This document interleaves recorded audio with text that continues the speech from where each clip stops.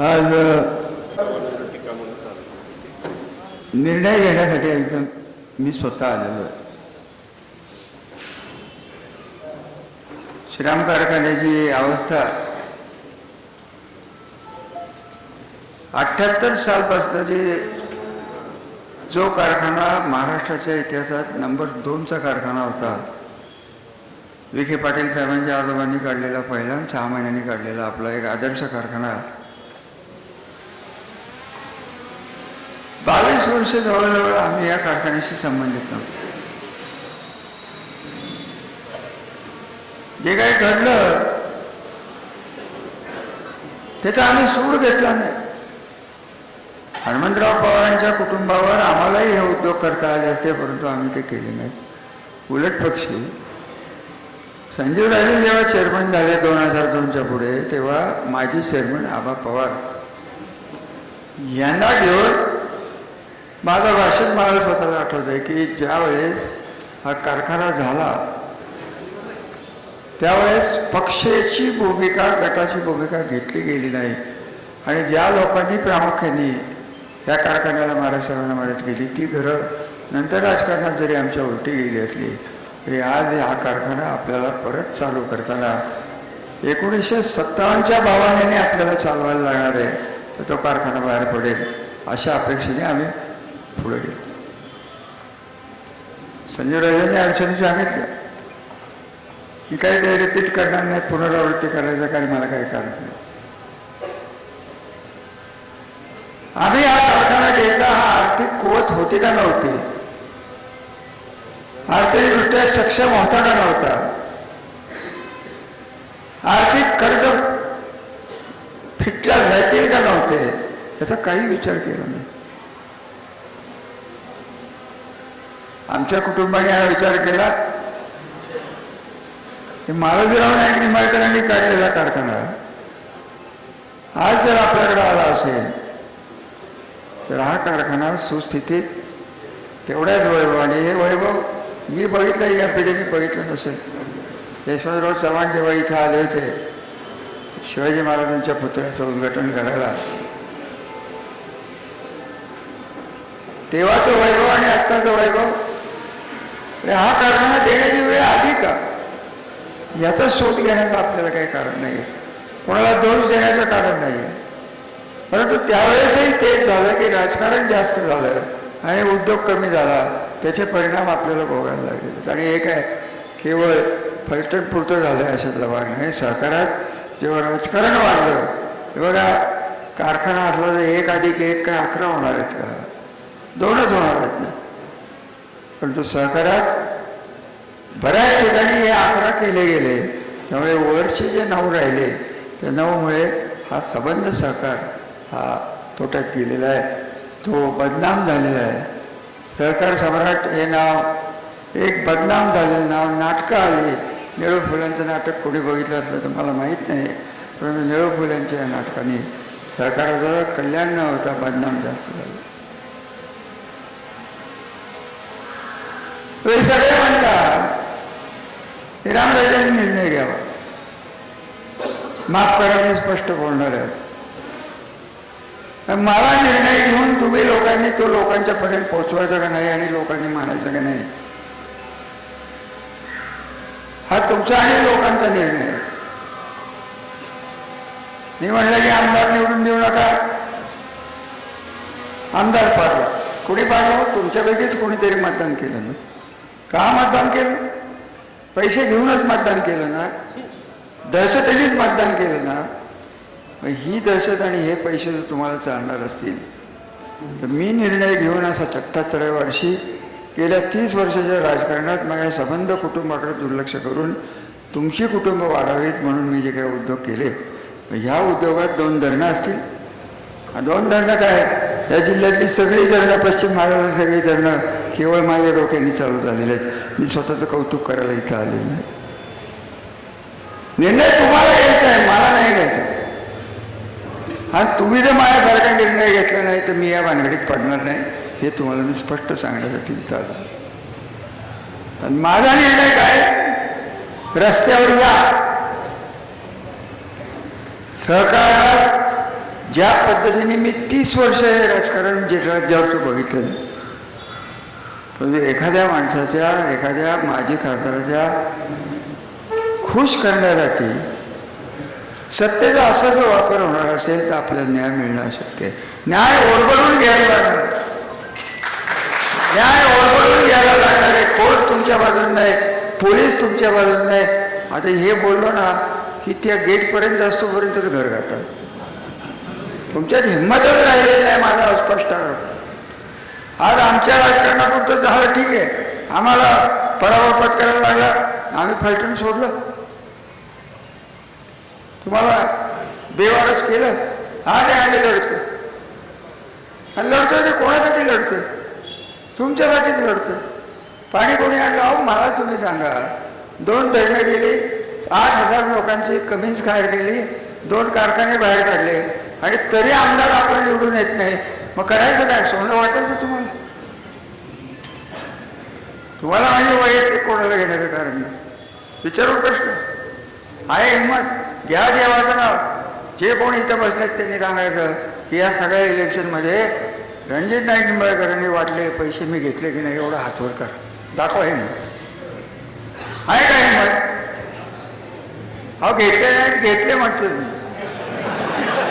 एक अहो तुम्ही हातच वर करू शकत नाही. याचे गुन्हेगार फलटण तालुक्यातले कार्यकर्ते आणि फलटण तालुक्यातली जनता आहे आणि त्यांना जर माझं ऐकायचं नसेल तर मी तुमच्यासाठी माझं आयुष्य अजून किती वर्ष वाया घालू यालाही कुठेतरी मर्यादा. हे मी पोटतिडकीने बोलतोय, नैराश्याने बोलतोय. आणि ज्या लोकांनी मला इतकं वाढवलं आणि त्यांच्या बदली त्यांचं सर्वांचं भविष्य आखलंय.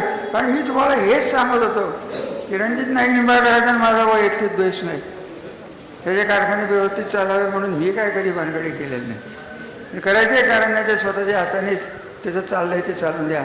जो साखरवाडीचा फुगा फुटला नाना, तेव्हा मी 85 सालपासून सांगत, तोच फुगा उपयोगाचा आज न उद्या फुटणार. केवळ सत्तेच्या माध्यमातून बँकांना लुबाडून बँकाशी नवजुनं करून चाललेले हे कारखाने, हा धंदा चाललेला नाही, हा व्यवसाय चाललेला नाही, हा पैसे डायव्हर्ट करायचा धंदा चाललेला आहे. हा एक माणूस आणि अशा माणसाच्या नावावर अहो साधं त्या माणसाला तुमची ह्याच्यात रणजितला ऊस घातलेले किती लोक आहेत सांगा बघू मग. खरं आहात अहो नसतील काय सगळे. संजू बाबा माझा विश्वास राहिलेला नाही. अहो इथनंही आणतात, इथनंही देणार आहेत. 9 लाख टन ऊस त्याचा गळला कसा जातो? त्यांनी सांगावं ना मी दिला नाही. ऊस वेळेवर मिळाला नाही म्हणून टाकणारे महागार वाहतूकदार तुमचे तिकडे आहेत, त्यांचे पैसे मिळाले नाहीत. या सगळ्या गोष्टी 13 नंबर खोली मी सांगत होतो तुम्हाला की हे धरून बडवणारी माणसं आहेत, कायदा हातात घेणारी माणसं आहेत, पोलीस राबवणारी माणसं आहेत आणि तेच तिथं घडलं. आणि ह्याला मी विरोध केला होता की 30 वर्ष खपून सगळी तालुक्यातली दुखणी, विकासाची दुखणी जो अनुशेष होता, होते का उद्योग? सांगा ना मला. तू आज 70 किलोमीटर आत असलेल्या या तालुक्यात जगातली सगळी मेगा साईट सांभाळायची कोणी? हे लाभ लावायला गेले. किती जणांनी तुमचा विरोध केला? तुमच्या घरातले कोण ना कोणतरी तिथं नोकरीला असेल ना. 80 लोक तुमच्या साखरवाडीत आहेत. बाळासाहेब तुमच्यामुळे हा साखरवाडी चालू झाला आहे. तुम्हाला स्पष्ट सांगतो इतक्या लोकांनी. हे सद्गृहस्थ वारकरी कुटुंबाचं एक प्रमुख कुटुंब आहे त्या भागात. ही मंडळी कंटाळीत माझ्याकडे आली, मी साखरवाडीत भाग घेतल्यानं काय करायचं म्हटलं. प्रल्हाद पाटील आणि ते साखरवाडी.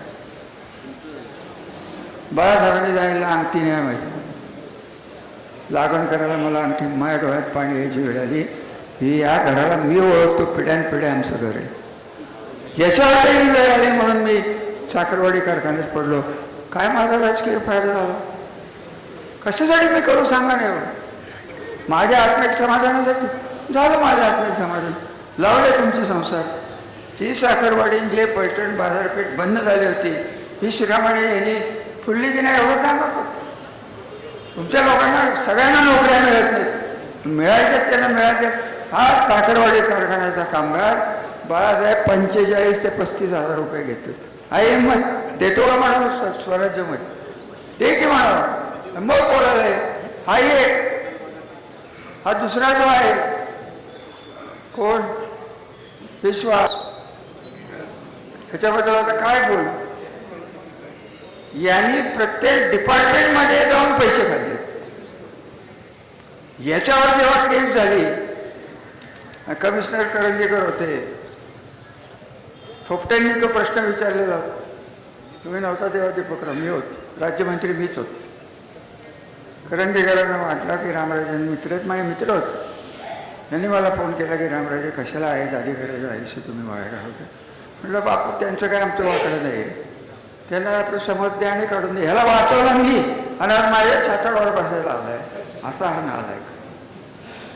नोकरीला आलेली एक महिला सोडलेली नाही आणि अरे जा माझ्यावर लावायचं असलं तर लाव, काय खटले लावायचे ते लाव. आत्ता पावती आली माझ्याकडं, या संबंध खाटीक समाजाने म्हणतोय काय ते कुरेशी समाजाकडनं किती पैसे उचलतो हे आम्हाला. गाय ही या भारतीय जनता पार्टीला पवित्र, आणि या पवित्र गायीच्या काहीतरी तिथं काढलंय. गाया मेल्या तिथं. कोण बोंबललं? एक जण बोंबललं. एवढं सगळं झालं तरी माझा मूळ पदावर बी येतो की तुम्हाला जर ते चालत असेल तर आम्ही तडजोड करतो ना, आम्हाला काय करायचं. तुम्हाला चालत असेल तर आम्ही करतो. द्यायचा एका कारखाना निर्माण करायच्या हातात आणि द्यायचा नसला तर रस्त्यावर या. हे 1 आणि 2 हजार लोक आलेली मला पटणार नाहीत. 14,000 लोक, त्यापैकी 13,000 लोक ही आपले सभासद आहेत. त्यांच्यापैकी किती आहेत? हवा 6 लाख टन ऊस. मी आमदार झालो तेव्हा होता, आज 20 लाख टन हा ड्राय भागातून आलेला ऊस आहे. आज काय फक्त पूर्व भागातच पाणी आहे. साखरवाडी पाडेगाव ते असो ही परिस्थिती नाही. किती ड्राय भागातले लोक मला दिसतात सांगा ना मला तुम्ही. याची तुम्हाला किंमत नसेल याचा अर्थच मी काढू का? ते तुम्हाला चालते तर घ्या बरोबर. आता घरादारापर्यंत हे पोचले. मी म्हणत होतो तुम्हाला की 30 वर्ष विकासाची दिशा घालवेल, त्याला 6 महिने पुरले नाही. 3रा बसलाय नगराध्यक्ष, गटारातले पैसे घातोय 15%. हे मी पलटण ट्रेडरचं केलं तेच तिथं होणार. मायावेळेस असलेली नगरपालिका आणि आता उत्पन्न संपन्न असलेली नगरपालिका सगळी संपणार. कारखाना त्यांच्या ताब्यात गेला. सत्तेतनं मुख्यमंत्र्यांनी दिला नाही तर कोण दिला? द्यायचा का नाही हा आपल्याला ठरवायला लागेल. आणि तुमची जर हिंमत असेल आणि जर आपल्याला न्याय सरकार दरबारी मिळणार नसेल, कोर्टात मिळणार नसेल तर त्यांचं त्यांना लकलाभ, आपली ताकद आपल्याबरोबर. ऊस देणं आपल्या हातात आहे, ती तुमची सोय करून ठेवलेली आहे. 5 लाख टन ऊस जर तुमचा गळला त्यातला 3 लाख टन हा आपल्या गटाचा राहणार आहे. हा साखरवाडी कारखाना उचलून नेणार आहे. आणि हे जर होणार आहे तर ही माझी शेवटची सेवा तुमच्यापर्यंत पोहोचणार. आणि मी साखरवाडीला सांगणार की काय 3 लाख टन आणणार, माणसं वेचून मी 3 लाख टन नेणार आहे. प्रत्येक गावातला फक्त आपल्या गटाचा आणि आपल्या पार्टीच्या माणसाचाच ऊस देणार आहे. म्हणून तिकडे काय व्हायचं असेल ते काय मला घेणं नाही त्यांच्या लोकांची. जा म्हणून स्वराज्याला. तुम्ही जर बाहेर पडणार नसाल, जो अनुभव आला मला 2 इलेक्शनमध्ये, तुम्हाला सांगू का आमदारकी संजीवराजेंनी मी सगळ्यांनी मिळून आमदारांनी मिळून कोविडला जेवढे लोक वाचवली होती त्यांनी जरी मतदान केलं असतं तरी आपला आमदार पडत नाही. मला आठवत नाही कोविडच्या काळात संजय बाबा 3च्या आत कधी झोपले होते. ह्यांनी काय केलं? बारामतीला काढलेला ऑक्सिजन आम्ही थांबवला. हे काम आहे. आणि त्यांनी काढलेल्या हॉस्पिटलमध्ये 9 लोक, किती मोजून लोक. हे असली सगळी माणसं तुम्हाला जर 15 आणि 10 हजारासाठी चालणार असतील, मंडळी मला माफ करा. 3 पिढ्या आमच्या घराने आमचं घर जाळून तुमची सेवा केलेली आहे. कधी आम्ही तुम्हाला मताचा, मी तर माझा मग तुम्हाला मताचा गट्टा म्हणून कधीही बघितलेलं नाही. मी तुमच्याकडे बघितलं हे मनुष्य म्हणूनच बघितलं आहे, मानव म्हणूनच बघितलं आहे, गरजू माणूस म्हणूनच बघितलं आहे. राजकारणाच्या वेळेस बाकीच्या ठिकाणी गरिबी हटाव एवढीच मोहीम. 30 वर्षाची तुमची ही सेवा हा या लोकांच्या तुम्हीच हातात दिली ना. आणि तुम्ही कुठल्या तोंडाने मला म्हणताय की रामराजे कोणाला जुना काळात आठव? हनुमंतराव होते चेअरमन. राजवाड्यापासून शिवाजीराजे मोर्चा काढायचे कालव्यापर्यंत 100, 200, 400, 500 लोक. आणि कालव्याच्या कलिकडे गेले की फक्त 5. नितीनराव आठवा लहान होते तरी त्यांना माहिती आहे. अहो बरोबर आहे ना, म्हणून तर विचारतो. हे सगळं घरात गेलेलं आहे आणि आज अंतिम टप्प्यात चाललेलं आहे. आणि ही सगळी देवेंद्र फडणवीस यांना मागणारी भीक अजून मंत्रिमंडळ ह्याच्यात कमिटीत जाण्याची अवस्था. एका घरात जर तुम्ही ठरवला की 12 लाख कोटीचे शेअर कॅपिटल जे आपलं कमी आहे ते आम्ही तुम्हाला करून देतो, तर निगेटिव्ह नेटवर्क ते संपणार आहे. आहे का तयारी? कोणाची तयारी आहे? प्रत्येकाने सांगा आपल्या मनाला आपण कितीचा शेअर घेतलेला आहे. अहो यांचा शेअर बघा, हा रणजित निंबाळकर मुच्छर 15,000 शेअरने रणजित निंबाळकरांनी 10,000चे शेअर घेतले. येणे 10,000 म्हणजे किती घेतले? 5,000. बॅरिस्टर निकम त्यांनी 4,000 घेतले. तो उसट टाकत नाही. मग आता त्याच्यापुढे प्रख्यात कोण ते विश्वास बसले, त्यांना 7,500 घेणे. आणि प्रख्यात सावकार श्री शिवरूपराजे खर्डेकर यांना 14,000 घेणे. आणि हे तुमचा कारखाना चालवणार. अहो यांच्या गाव असं आहे की हे त्या प्रशासकीय मंडळात या ठिकाणा जायचं. हे 3 भामटे हे त्या प्रशासकीय मंडळात जातील, देवेंद्र फडणवीस साहेबांच्याकडनं स्टेट गॅरंटी घेतील. स्टेट गॅरंटी घेतल्यानंतर कर्ज घेतील आणि कर्ज डायव्हर्ट कसं करायचं, कर्जाचं रूपांतर स्वतःला कसं करायचं, हे उपळाच्या कारखान्यात जे गणित घातलं गेलेलं आहे ते श्रीराम कारखान्यात होईल. यांची घरं भरण्यापलीकडे काय होणार नाही. तुमचे जुने दिवस जर तुम्हाला आणायचे नसतील तर 15,000 रुपये शेअरचे कंप्लीट करा. माझे 2च आदेश आहेत. उद्या जर वेळ आली तर रस्त्यावर हे यायलाच लागलं. आणि तेव्हा सगळे मिळून आले तर ह्या मोर्चाचं आंदोलन मी स्वतः करणार. आणि हे व्हायलाच पाहिजे. तिथे एकदाच होऊन द्या. श्रीराम कारखाना राहिलेला नाही. हे संबंध तालुक्याचं भविष्य ह्याला टेकलेलं आहे. हा कारखाना घ्यायचा प्रयत्न चालला आहे सत्तेच्या माध्यमातून. आमदारकी सत्तेच्या माध्यमातून घेतली, नगरपालिका सत्तेच्या माध्यमातून घेतली. हवे यांच्या मागे लोकमत नाहीच आहे, कधीच नव्हतं निघालेलं नाही. हे असंच बनावटगिरी करून दहशत करून मिळालेलं लोकमत. हे काय राजकीय इलेक्शन झालेलं आहे. चिमटरावजन माझ्या झालं इलेक्शन. चिमटराव हा उमदागडी होता. हे असला फालतू नव्हता. पोलिसांना पुढे कर, तुझे की पुढे हिंमत असत. अरे ह्यांना विश्वास बसले, माझं तोंड शिवशिवतं. इतका नीच माणूस तुम्ही आयुष्यात बघितले नाही. अहो नीच माणसाच्या हातात तुम्ही तुमचे संसार देणार असाल तर तुम्ही महानीच आहात. तुम्ही हे लक्षात घ्या. हे तुमचे संसार आहे, माझा संसार नाही. आणि तुम्हाला जर त्याची परवाच नसेल आणि समोरनं दाराची गाडी आली की बायकोच्या पदरात लपणारे कार्यकर्ते मला याच्या पुढे नको. त्यापेक्षा तुम्ही नसलेले परवडा. इकडं जा, आपलं सुखात राहा. कसं कसं चाललंय ते गेलेल्यांना विचारा आणि तिथंच राहा. या मग तिथं आमच्या बेडरूमपर्यंत येत आहे, तिथं दारापर्यंत पोहोचायला अवघड आहे. साहेब कुठं परदेशी आहेत. परदेशी त्यांना आता 2 विमानतळं आणायचे. अजून काय मी ऐकलं फलटण ते काय अहमदाबाद 40 मिनिटात. काय रेल्वे, बुलेट ट्रेन. आणि ह्यांनी ती ट्रेन आणली, त्यात मागच्या बाजूला एक गार्डन, पुढच्या बाजूला एक ड्रायव्हर. एवढंच फिरतात. जाऊन बघून या. हेच करतात ट्रेन आणायला गेलं. हे सगळं भुक्कड माणसं आहेत. हे भुक्कड माणसं आहेत. आणि भुक्कड माणसाला तुम्ही जर येत तुमच्या हातात. आज माझ्या इलेक्शनचा प्रश्न नाही. आज आम्ही आमची झालेली, तुम्ही दिलेली आमची पराभव आज त्यांनी माझा केलेला नाही. हे मी कधीही मान्य करणार. मी केलेल्या कामाचा, मी केलेल्या त्यागाचा हा पराभव झालेला आहे. आणि ते माझ्या डोक्यातून जाणार नाही. म्हणून मी आज स्पष्ट बोलतो. या 2 गोष्टी करणार असाल तर मला सांगा. त्यापेक्षा आला शुभेच्छा. रणजित नाईक निंबाळकरांना मी लगेच फोन करीन. हे तुम्ही घेऊन टाका, तुम्ही चालवा. शुभेच्छा तुम्हाला. करू का? करू का? तुम्ही बाहेर पडणार आहे कुठे की? आज तुम्ही असं सांगून काय उपयोग? तू नको आणू, तू ये फक्त. तू सगळ्यांना आणतो नको मला.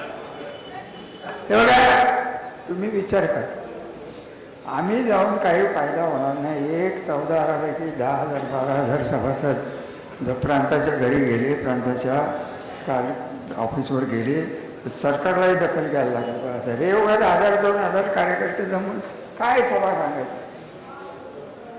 किती सभासद आले तो सर्वसामान्य सगळे दिसतात, ते कार्यकर्तेच दिसतात.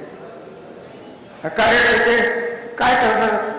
हे बघा, 15,000 रुपये 4 महिन्यात 4 दिवसात आठवड्यात जर नाही झाले, आणि हे तुम्हाला द्यायला मी सांगत नाही, जिल्हा बँकेकडनं तुमच्या सोसायटीकडनं दीर्घ मुदतीचं कर्ज तुम्हाला मिळेल. 9% व्याजाने असेल, सोसायटीला 8% मिळतील व्याज, आणि तुम्हाला 7 वर्षानंतर हे फेडायचं आहे. आणि 7 वर्षाला फेडायला 15,000 भागिले 7 किती झाले? दरवर्षी 2,000 रुपये तुम्हाला देतात नाही. अहो, दारू पिताय रोज 2,000. अरे उसातनंच कट होणार.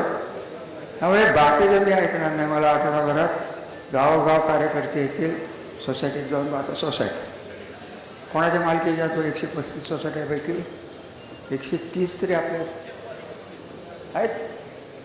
विरोधात अगदी म्हणा 10-20-25 सगळ्या सोसायट्यांच्यात जाऊन बसा. कारण माझ्या घरी यायचं नाही, नोकरी मागायची नाही, बदली मागायची नाही. ते जा, गावात जा, सोसायटीला घेऊन बसा, सदस्यांची यादी बाळासाहेब देतील. आणि मग जर आपलं नक्त मूल्य गेलं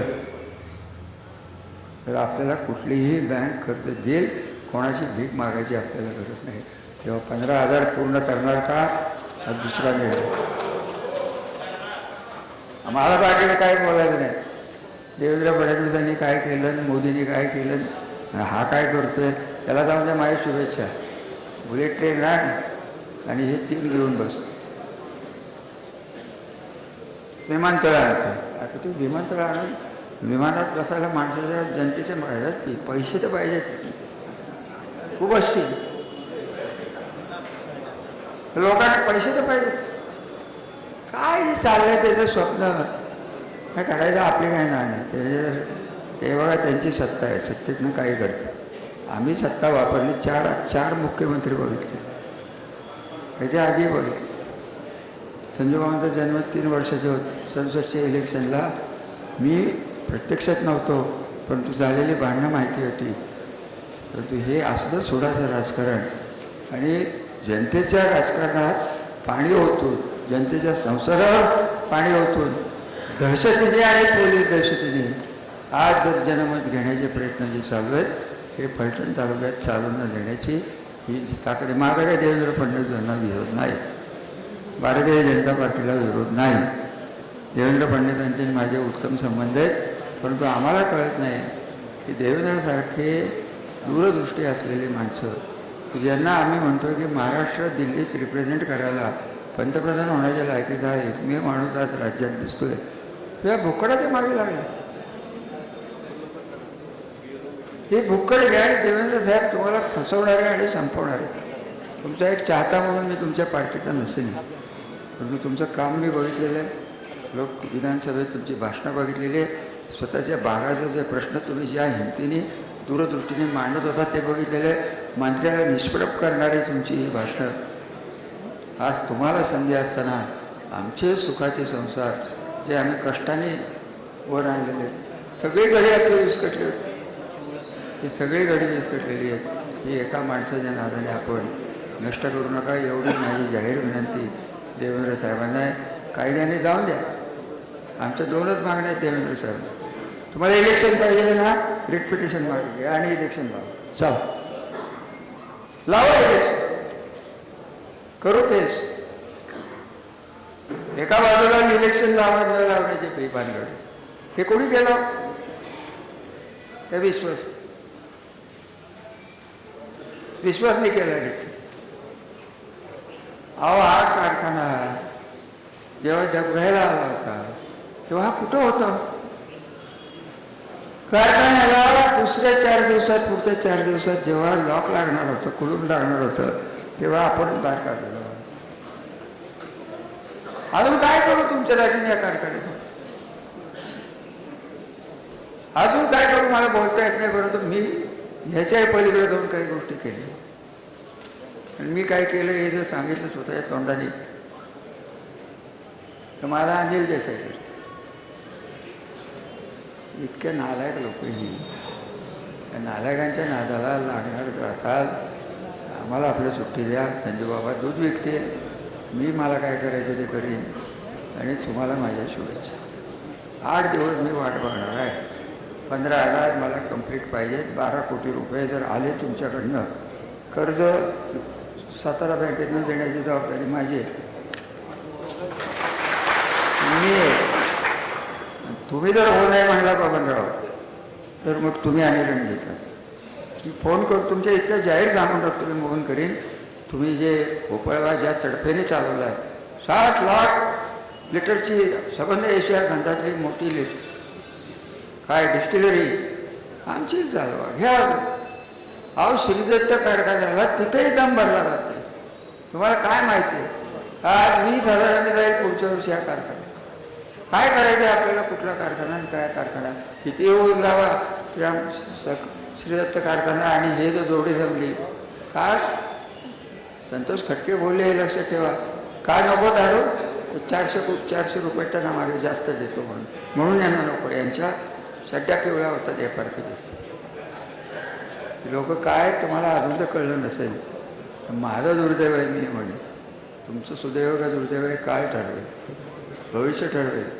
भविष्य घडवायची आज तुमच्या निर्णयाची वाट मी 8 ते 10 दिवस बघेन आणि मी माझा निर्णय घेणार आहे.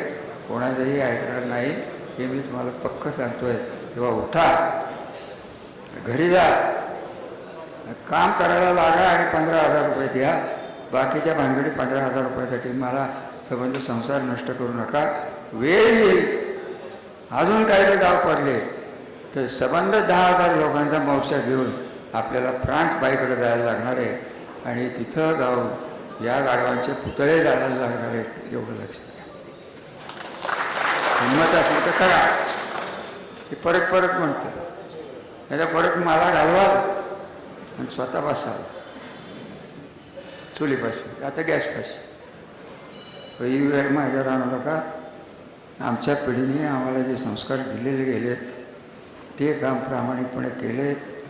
विकासाचं पुढे करायचं असेल इंडस्ट्रीचं पुढे वाढवायचे असेल शिक्षण काय 19 साली आम्ही नगराध्यक्ष बोलला मला अजूनही त्याचं भाषण आहे. आम्ही आज तशी खासदारकी घेतली आहे. आम्ही मालवणी बँक घेऊ आम्ही हे करू. आज तू त्याचं काय काढलं म्हणून घ्यायची भाषा करतो. यांनी काय काढलं मला सांग. एक काढला त्या दूध बोलू का दूध चांगलं त्याचं वाटलं केलं त्याला टाकला त्याला त्याच्यामुळे आज गेला मशीन नसलेला कारखाना त्याला विकलाय 400 कोटी. हे चांगलं आहे का तुम्हाला. अहो सगळं तुमच्यावर येतं शेअर होल्डरवर. कारखाना जेव्हा दिवाळ्यात निघतो आणि दिवाळा जेव्हा भरायला माणूस गेला कारखान्याने कोणी विकत घेतला तर उरलेले पैसे असतात हे तुमच्यावर येतात हे तुम्ही लक्षात घ्या.